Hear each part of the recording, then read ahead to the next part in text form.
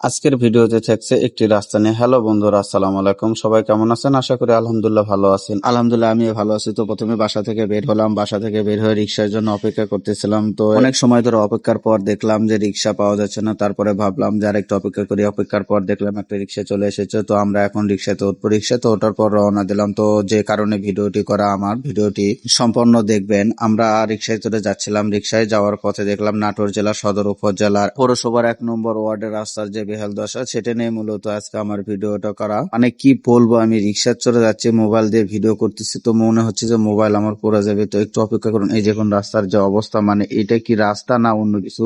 আসলে আমাদের পাড়া মহল্লায় এখন রাস্তা অনেক ভালো আছে। আর এটা তো আপনার মূলত জেলা, মানে কি বলবো আর কি, একটা জেলার মধ্যে, তাও আবার সদর উপজেলায় পৌরসভার 1 নম্বর ওয়ার্ডের অবস্থা। এই রাস্তাটা নিয়ে মানুষ অনেক ভোগান্তিতে আছে, মানে বিশেষ করে রিক্সাওয়ালারও বেশি। রিক্সাওয়ালারা তো যাইতে চায় না, তারপর অল্প একটু রাস্তা হলে ভাড়া বেশি নেয়।